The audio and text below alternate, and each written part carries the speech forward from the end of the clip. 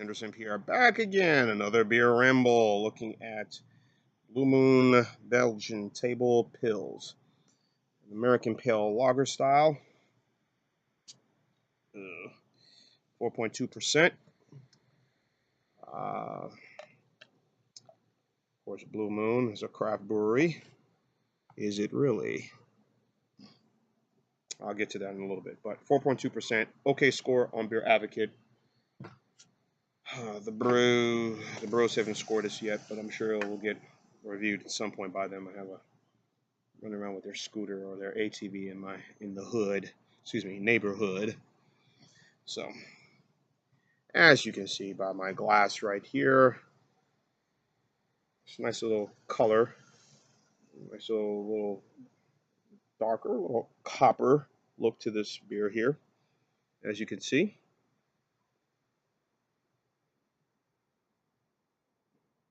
A little bit of head on top. So, take a whiff, scent of the beer. 4.2% for a Belgian Pilsner seems kind of weak, but who knows? It's a seasonal beer from Blue Moon. Scents of some very hops, some Cascade hops to this. It's a little bit of some. It's not a pill. Scent of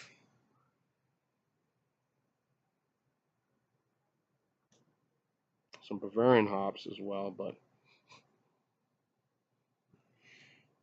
it's mostly Cascade hops I'm getting from this. So, on to the taste.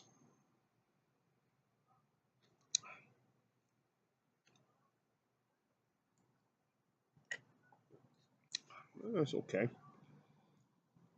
There's nothing really to say, hey, but it's all right.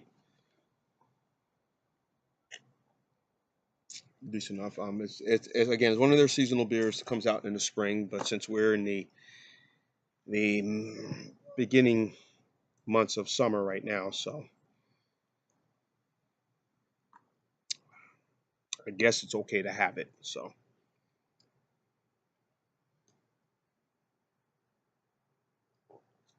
um, hold on.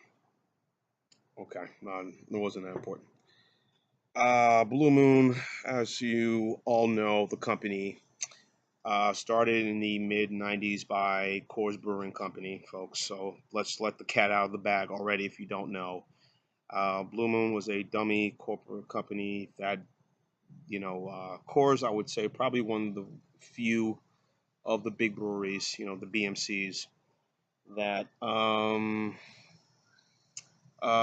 came on really kind of.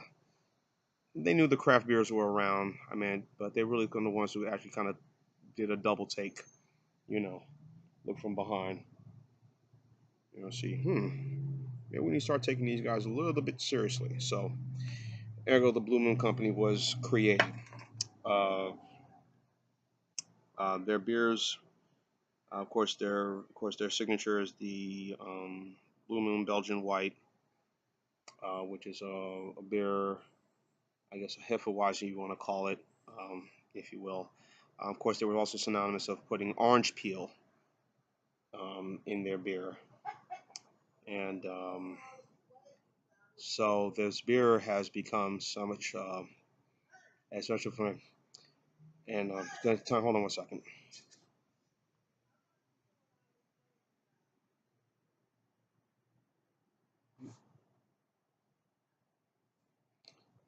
Sorry for the interruption, but for some reason my beloved doesn't care for me doing beer reviews. But who cares? I'm doing it anyway. All right, back to the beer. The beer. Um, okay, Blue Moon. Getting back to my train of thought, were the ones who came on the scene. Of course, with the whole orange peel in the beer, and the beer was very successful. They did very well. I think for some people who weren't aware, who don't really pay attention to some of the the lettering and advertising, particularly at the corner when it says, Blue Moon Brewery Company, Golden, Colorado. That should kind of give people a sort of a knowledge that, Golden, Colorado, that's the same brewery as Coors Brewery. What's going on here? And well, what was going on was it is Coors, and Coors created this company. So the beer was successful. Some who were not aware thought, this is a great craft beer. And for those who really started drinking craft beer, and craft beer had been around back in the 80s and early 90s, took a bit of a tumble back then, but then sort of found a resurgence in the found a resurgence in the late 90s, and then off it went. So for those who were really getting into the whole craft beer drinking movement at that time, thought Blue Moon was it. So, but they have a lot of lines. They have a spiced cinnamon beer, which is quite good. A spice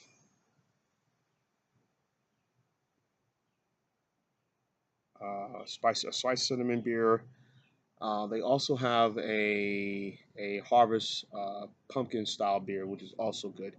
Um, all of it, of course, all seasonal stuff all comes around that time of October and November, going to Halloween, Thanksgiving, and whatnot. But the Belgian white is their signature beer. So I've had the Belgian before, and it's really good.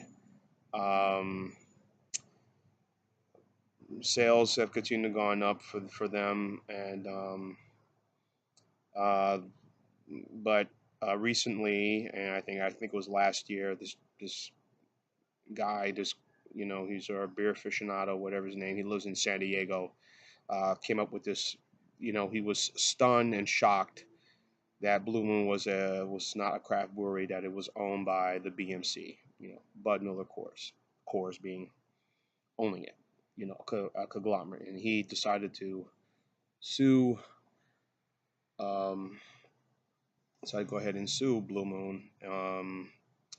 And I think a couple of days ago, I'm not sure, but I think I'm correct. A couple of days ago, the judge, decided to throw the case out and said, "Look, man, look, dude, we have no time for this bullshit. We have no time for these rinky-dink, frivolous lawsuits." So off it went, and off he went too. So he can cry all he wants, but again, a lot of the breweries, the Coors breweries, Coors Brewing Company, and I'm sure with Paps have recently gotten in. It's not as big. I mean, it is American owned, but not as big as Bud, which is foreign owned, and Miller's foreign owned. Now, of course, Bud and Miller, Anheuser-Busch and Evan Miller have joined forces now, and most of it just to kind of tackle the African market and even more the European market, the region wide for that merger. Um, but they before, and when they were American owned, they would put out some craft beers or styles of beers that they have made maybe previously, but maybe were in limited supply, limited batches, and was given to certain regions of the country, whether it be the Southwest, parts of the Rocky Mountains, and further out west. And now that we've gotten it here in the southeast and the northeast and the Midwest parts of that part of the country, so we're starting to sample them. But these breweries would put out a lot of these styles of beer, but again, you stick to what is bringing you the cash and what's bringing you the money. So you stick with the Coors Banquet or the Coors Light, or you stick with the Miller Light or the High Life, and if you're Bud, you stick with you know Budweiser and Bud Light, and of course all the other breweries with their sub premium or discount, or economic beers, what brings in the money, and you don't worry about all the other stuff, when you feel like you want to be creative. So, um, Coors comes out with a Coors Batch 19, which is a superb beer to me. I mean, that's really, really good. Um, so, um, I can't go wrong with this. Again, it's a very warm day. I'm sitting out here in the backyard. It's humid, and this is quite enjoyable. And I am getting some of that little bit of citrus right now with this beer as it's starting to warm up just a little bit.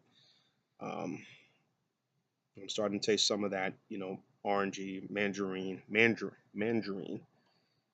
taste to this. So, food pairings with this, you can't go wrong. Some stir fry, whether it be pork stir fry, shrimp stir fry, whatever, chicken, again, grilled chicken, on the grill. Um, go with maybe halibut, maybe some salmon. I think that, no, salmon, maybe, I don't know. Something shellfish probably would be good with this. Oysters could pair with this pretty well. We are talking about shellfish, right? So, um, not that kind of would pair well with this beer. So this is enjoyable. It's enjoyable. Um, I in what was I was gonna say about Blue Moon? Um, if you go to their website and then you'll look at all of their beers and they'll show you, and then most all the websites, beer websites, will show you pairings you can make with this and awards they have won on some of this. I don't know if it's won an award or not, but they give you lists of things, the ABV, the IBUs of the beer, pairings you can have with it, and also the year and when these beers came out. So that these beers give you a lot of information. Some sites don't do that, but most now are doing so, which is kind of good. Um, anyhow, yeah, beer I can say is an okay beer. I say it's good. I'm gonna give this an 8 to me. Again, one thing you gotta understand, and I think the difference between, and I'm gonna go back,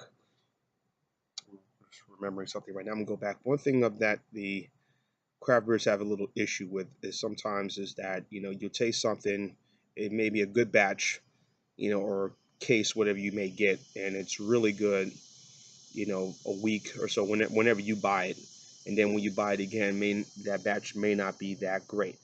And one thing I have always said with all of these the big breweries, quality control, QC is very, very, very imperative, and they don't half step on any of that. They want to make sure that, hey, you're gonna buy what we make, and even though this company is, you know, part of Coors, they have those sort of standards that we're not gonna give you some crap that you're gonna sample. We want to make sure that is the best stuff, the good stuff, and this here is that. So anyhow, I ain't gonna ramble on and on. I'm giving this an 8, so it's a B. So despite the okay score that they give you, so it's a B for me. So if you think it deserves a C or an okay, or it deserves a higher grade, or you know whatever, leave your thoughts and comments on the bottom, and please subscribe to my channel. Anyhow, 8 for this. John is Pierre the Beer Ramble to keep on watching, and as always, cheers.